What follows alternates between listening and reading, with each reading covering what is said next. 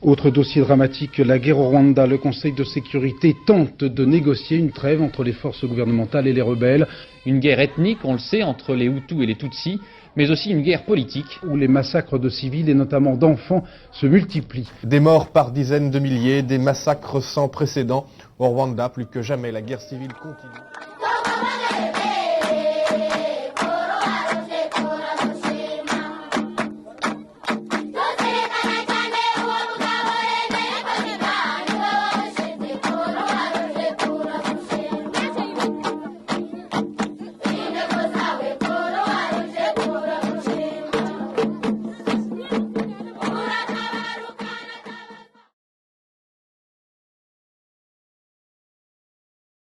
Un million de Tutsis qui ont été exterminés, soit 75% de la population du Rwanda, ce en 100 jours, donc 3 mois, et des Tutsis voilà, de tout âge, des plus jeunes aux plus âgés, des personnes qui n'étaient pas des combattants, qui n'étaient pas des soldats, qui n'étaient pas en âge ni en capacité de combattre. Tous ont été exterminés. On a des enfants qui ont été sortis, des fœtus qui ont été sortis du ventre de leur mère. Voilà, l'idée avec une cruauté qui aussi dit l'intention, pas seulement de tuer, mais vraiment d'exterminer, de faire disparaître les Tutsis de l'histoire du Rwanda, du paysage, qui n'est plus jamais un Tutsi au Rwanda.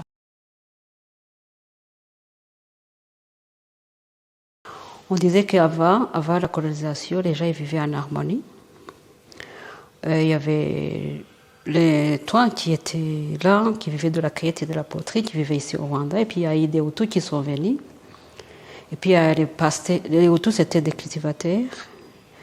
Et puis il y a eu des Tutsis qui étaient des pasteurs, ils sont venus à la recherche des pâturages. Donc ils se complétaient, ils vivaient en harmonie, ils se complétaient. Pour comprendre pourquoi il y a eu un génocide contre les Tutsis, il faut comprendre ce que c'était un Tutsi. Et en fait, souvent, on va plaquer notre définition d'ethnie sur le Rwanda. Or, en fait, Hutu, Tutsi et Twa, donc c'est une minorité au Rwanda, n'étaient pas des ethnies, en fait, parce que avant la colonisation, et même après, Hutu, Tutsi et Twa partageaient le même territoire, la même langue, les mêmes croyances religieuses, les mêmes récits des origines. Et les différences entre ces trois catégories étaient plutôt sociopolitiques et surtout étaient fluides. C'est-à-dire qu'un Hutu pouvait devenir Tutsi en s'élevant socialement, en recevant des vaches, en s'illustrant lors d'une victoire militaire. Donc ça vivait comme ça en harmonie, chacun connaissait sa place, chacun connaissait son apport dans la communauté, dans la société, c'était tout beau. C'est ce que l'histoire m'a enseigné. Et puis, il y a eu l'arrivée des colonies. Et quand les Européens sont arrivés au Rwanda, donc les missionnaires, les explorateurs, puis ensuite les colonisateurs allemands puis belges, ils ont calqué sur la société rwandaise leur lecture scientifique raciste de l'époque, en classifiant les populations et en les hiérarchisant. En fait, en arrivant au Rwanda, ils se sont rendus compte que ça ne correspondait pas à leur idée fantasmée de l'Afrique et que c'était un territoire, un royaume qu'ils ont considéré comme extrêmement bien administré, donc par des personnes qu'ils ont identifiées comme étant Tutsis. Et donc, ils ont catégorisé les Tutsis en se disant, bon, bah, pour être aussi intelligent politiquement, c'est que ces Tutsis ne sont pas des vrais Africains, des vrais Noirs. Ils ont considéré que les Hutus étaient bien moins intelligents, plus dociles, étaient plus à même de travailler à des travaux physiquement difficiles. Au début, voilà, ça s'est créé par des récits, des récits pseudo-scientifiques, des livres qu'on retrouve. Et là, les individus ont aussi été clairement catégorisés selon des critères physiques associés à des critères moraux. À partir des années 50, surtout de la fin des années 50, il y a des mouvements indépendantistes, des partis qui se créent, dont certains sont des partis qui n'ont qu'une affiliation ethnique. Mais les Belges commencent à sentir que le vent tourne et qu'il y a une élite, une petite élite Hutu qui a notamment été formée dans les séminaires, qui revendique cette identité-là. Et au nom justement ils se sont appropriés ces récits que les vrais Rwandais, ce sont les Hutus, qu'ils ont été colonisés, asservis par les Tutsis, et donc que la révolution puis l'indépendance doit se faire contre les Tutsis. Donc à partir de ce moment-là, les Belges se mettent à soutenir plutôt ces partis politiques-là. Et là, il y a un nouveau changement dans l'administration où c'est les Tutsis qui vont être sortis de l'administration pour y faire rentrer des chefs et des sous-chefs Hutus. Et en 1959, il y a une révolution qui est dite sociale, mais qui en fait est une révolution socio-raciale menée par un parti qui s'appelle le MDR Parmé Hutu, Mouvement démocratique républicain pour les Hutus, et qui va déjà mener à des premiers massacres contre les intellectuels et politiques Tutsis, et à une première fuite des Tutsis vers les pays limitrophes. Ensuite, après l'indépendance, en fait, ces récits de la colonisation, ces identités, elles sont conservées et investies par les pouvoirs politiques indépendants. Sous la Première République, avec Grégoire Kayibanda, tout de suite sont mises en place des politiques dites de rattrapage, avec l'idée que sous la colonisation, les Tutsis ont été privilégiés dans l'accès à l'éducation et aux postes dans l'administration. Et donc maintenant, c'est aux Hutus de se rattraper. Et donc là, il y a des quotas qui sont mis en place dans l'accès, notamment aux études secondaires et ensuite supérieures, pour les postes dans l'administration. Et donc les Tutsis se trouvent systématiquement discriminés et déjà régulièrement massacrés. Donc je l'ai dit en 1959, aussi en 1963, puis en 1973 avec des purges dans les écoles et dans les administrations. Sous Juvenal Habyarimana, qui fait un coup d'État à partir de 1973, ces politiques de discrimination systématique des Tutsis continuent et sont même encore plus sévères, notamment pour les quotas dans les écoles. Et jusqu'en 1990, voilà, les Tutsis sont systématiquement discriminés, sont systématiquement aussi identifiés dès le plus jeune âge. Et en 1990, ce parti, le FPR, il est doté d'une branche armée, l'APR, Armée patriotique rwandaise, et il attaque le Rwanda le 1er octobre 1990, depuis le nord, depuis l'Ouganda vers le nord du Rwanda. Dès que cette guerre débute, le récit du gouvernement rwandais, c'est de dire ce sont les Tutsis qui attaquent parce qu'ils veulent remettre en place la monarchie, asservir les Hutus, tuer tous les Hutus et se venger. Et à partir de ce moment-là, ce qui est important, c'est surtout que tous les Tutsis qui vivent à l'intérieur du Rwanda et qui n'ont aucun lien avéré avec le FPR sont assimilés à l'armée du FPR et sont considérés donc comme des ennemis, des espions qui travaillent pour le FPR et qui veulent donc participer à cette vengeance contre les Hutus. Donc à partir de ce moment-là, on a des premières persécutions, des premiers assassinats. On a une chasse aux complices qui se met en place, qui se met en place dès le mois d'octobre, où on a plus de 10 000 Tutsis qui sont emprisonnés arbitrairement. Et donc va se diffuser l'idée que les Tutsis sont une menace, c'est-à-dire, du jour au lendemain, vous voyez vos voisins, des militaires entrent chez eux, ils se font arrêter, ils vont en prison, et on dit qu'ils travaillent avec le FPR. Et tous les Hutus sont appelés à se méfier de ses voisins. Voici les noms des complices du FPR. Sebukiganda, fils de Boutete, qui vit à Kidao. Et Laurence, femme de Gakenyeri, à Sanderabirere. Et aussi le conseiller de Boutete. Il collabore avec le FPR. En 1990, au mois d'octobre, donc le FPR a attaqué. Ou même avant. Mais on avait arrêté beaucoup déjà ici des Tutsis en disant que c'était des complices des FPR, des Nyenzi, qu'ils disaient. Ils sont venus dans des maisons. Surtout les voisins ils montraient du doigt, là il y a des Tutsis, là il y a des complices des FPR. Et il y a énormément de règlements de compte ou des arrestations gratuites, quoi. J'ai même eu mon cousin qu'on a amené là, qu'on a emprisonné, qu'on l'a pris un jour un matin. Il est parti, on les a emprisonnés à le stade Pelé, 3 jours, il n'avait rien à manger. Déjà, ils ont commencé à manger de l'herbe. Il est resté là-bas, on ne savait pas où il était. Ça, il nous a raconté ce qui s'est passé après, quand on l'a libéré. Mais à le libérer aussi, il est venu, il était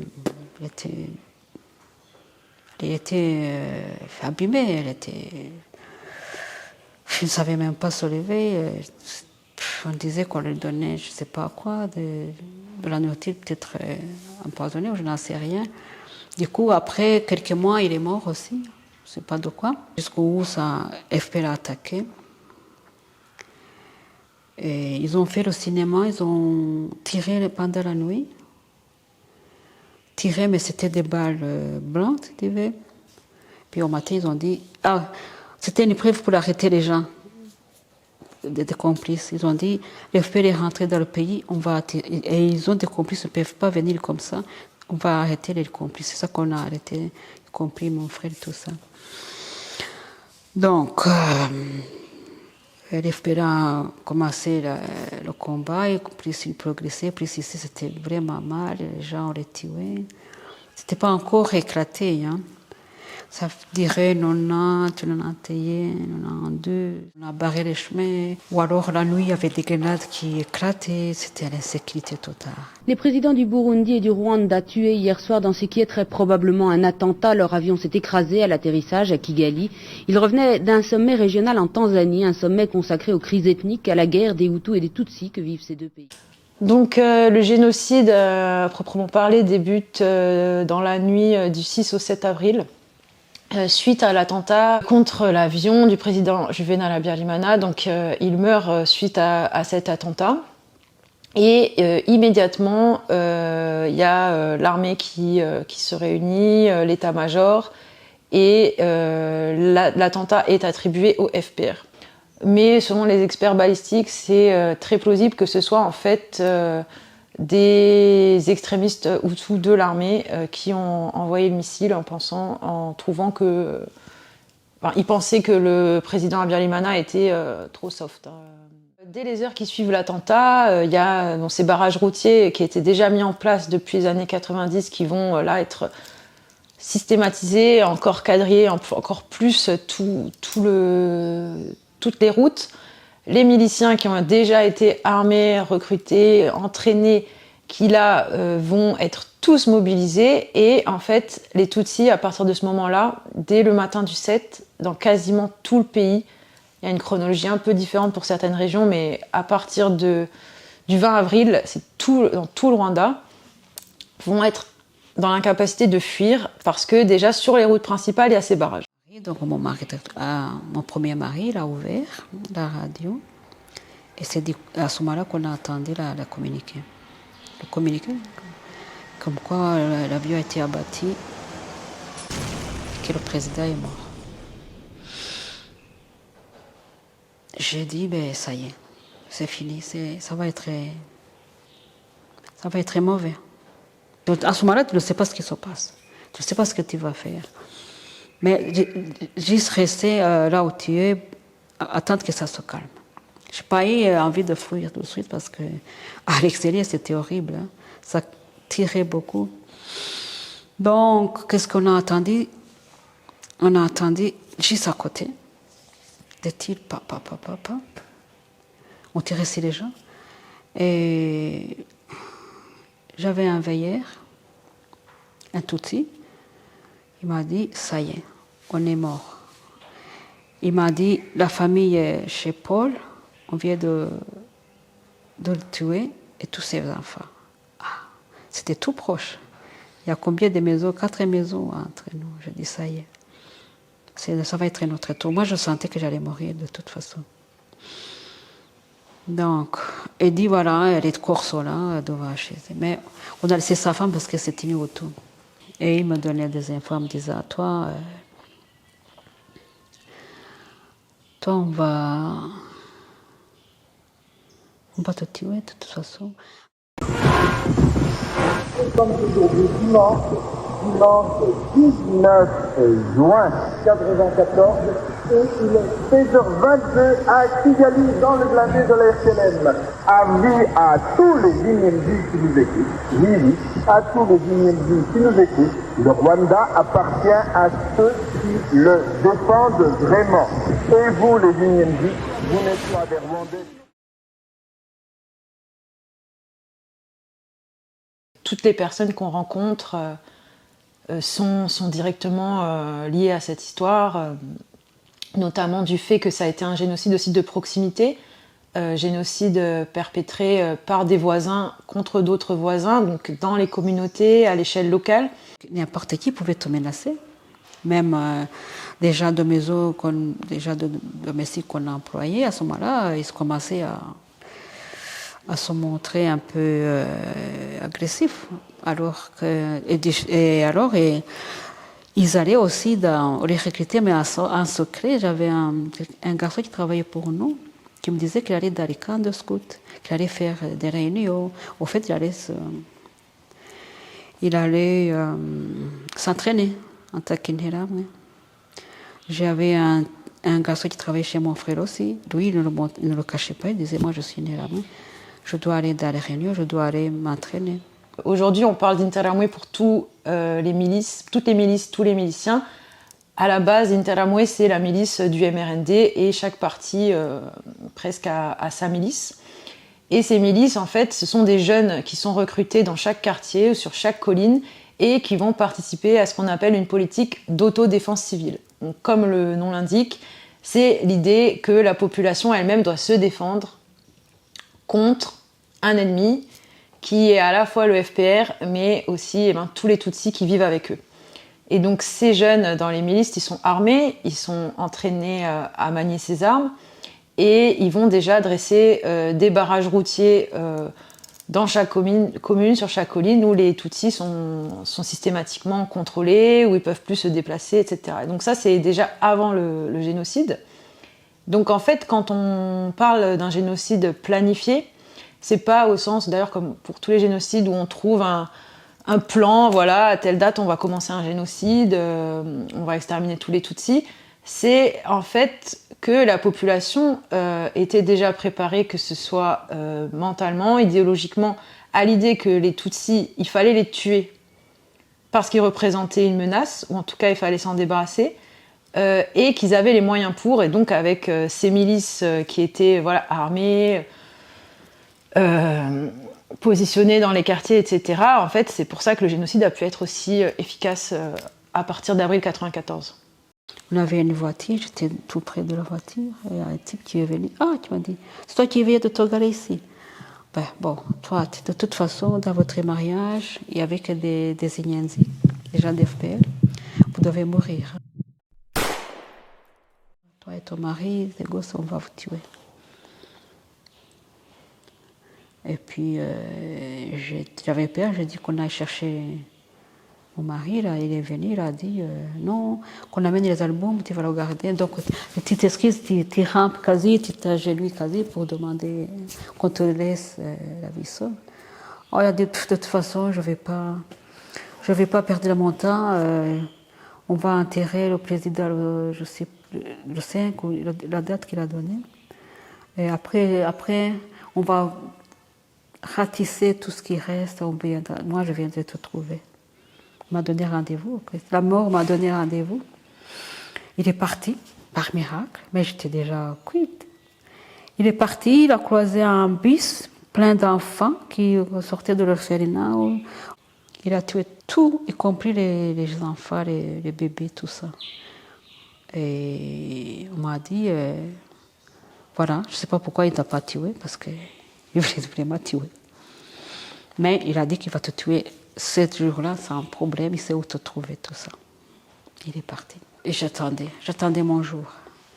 Et puis, la veille, le jour où il devait venir me tuer, on avait dit que vous devez tuer, mais il ne faut pas piller, parce qu'on est en train, les satellites sont en train de prendre des photos. On est en train de montrer qu'on pille, c'est mal vu, l'international, on va se faire mal voir. Donc arrêtez de piller. Les militaires ont dit aux États-Unis, arrêtez de piller. Si on vous trouve avec les biens déjà, tout ça, on va vous tirer dessus. Et lui, il n'a pas écouté, il a été pillé. Il est venu avec un frigo sur la tête, on lui a tiré dessus. J'étais prête à mourir, mais j'ai jamais pensé, comme tous les mamans, j'ai jamais pensé que mes enfants pouvaient mourir, j'ai jamais voulu que mes enfants meurent, mais moi j'étais prête à mourir. Donc j'ai perdu quasi la raison, je m'occupais quasi plus de mes gosses. Et heureusement, j'avais une fille qui m'aidait, qui les tenait, qui les... Voilà. Et franchement, pour moi, je crois que je suis morte, en fait, à ce moment-là. J'ai résisté peut-être comme je suis, je ne sais pas, mais voilà, c'était fini, quoi.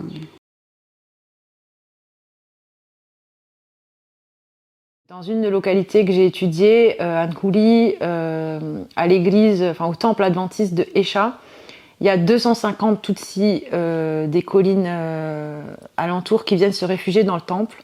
Donc à 10h30 le 7 avril, les autorités locales, les miliciens, les militaires se rendent sur place, c'est une trentaine de personnes. Ils débattent un peu de savoir... En fait, ça les embête de détruire le temple. Finalement, la décision est prise de qu'importe, il faut tuer les gens qui sont dedans, donc ils s'étaient barricadés à l'intérieur. Et donc, ils lancent des grenades à travers les fenêtres, ils fusillent, ils sortent les corps, ils achèvent ceux qui ne sont pas morts, ils les jettent dans une fosse derrière l'église. Et en fait, à midi, il n'y a plus de Tutsis. Donc voilà, en fait, dans ce lieu-là, le 7 avril, le génocide est terminé. Et donc, la vie reprend son cours. 2 jours après, il y a la messe dans ce temple.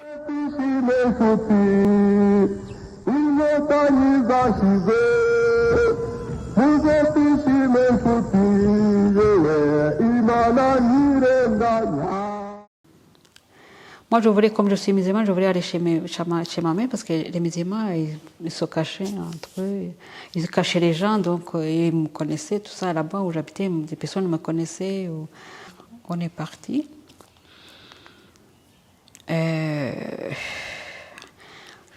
D'ici à l'arrêter, ça nous a pris quasi toute une journée. On n'a pas su partir. On a fait demi-tour. Quand on est revenu, les gens, ils étaient devant la maison, ils voulaient casser la maison. J'avais mes voisins que je voyais tous les jours qui disaient « Ouais, moi je prends le canapé, ouais, moi je prends les portes, ouais. »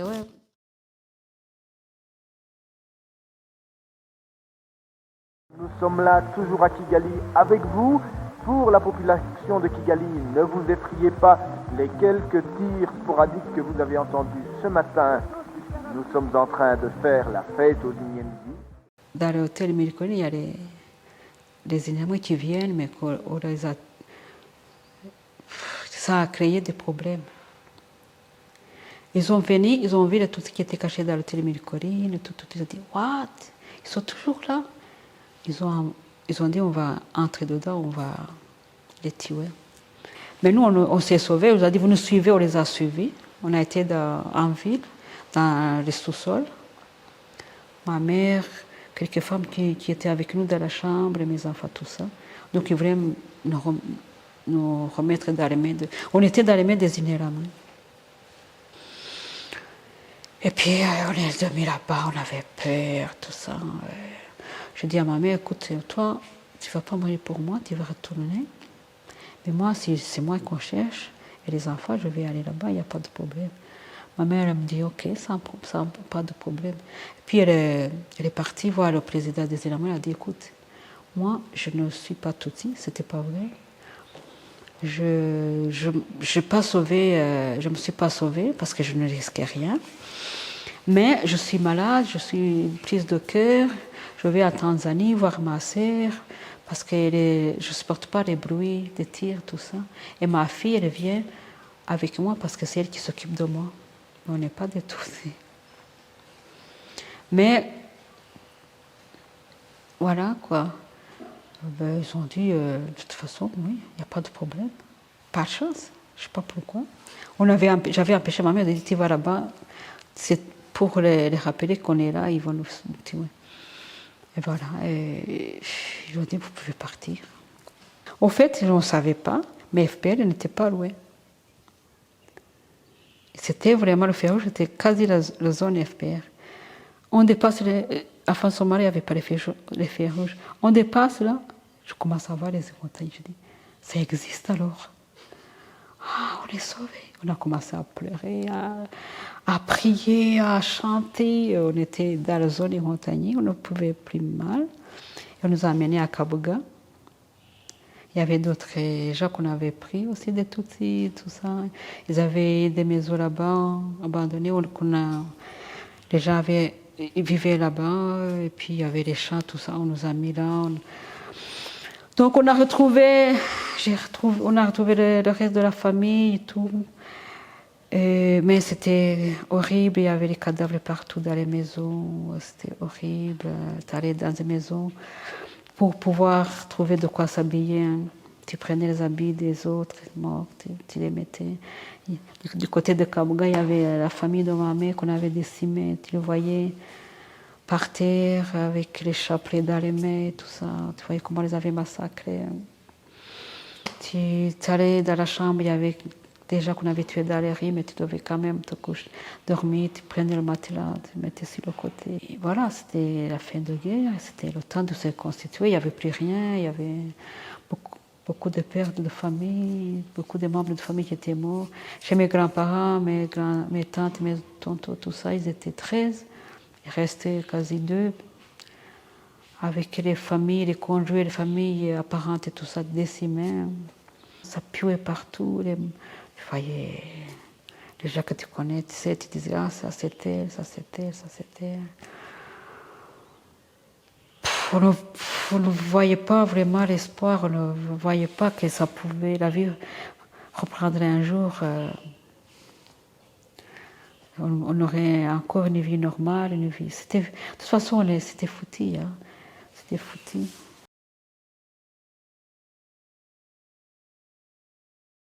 Le Rwanda, après 1994, en fait, il faut s'imaginer, c'est un pays qui est exsangue. 1 million de personnes qui sont mortes, il y a 2 millions de personnes qui ont fui vers le Zaïre. Il n'y a plus de juges, plus d'avocats, plus d'argent. Il y a énormément de personnes en prison. Donc c'est un pays en fait où le système de justice ne fonctionne plus bien et surtout où en fait aucun système de justice au monde, même le plus performant, aurait pu juger autant de personnes. Parce qu'il y avait au début des années 2000 plus de 130 000 personnes en prison qui attendaient d'être jugées pour génocide. Il n'y avait pas de dossier, il y avait rien.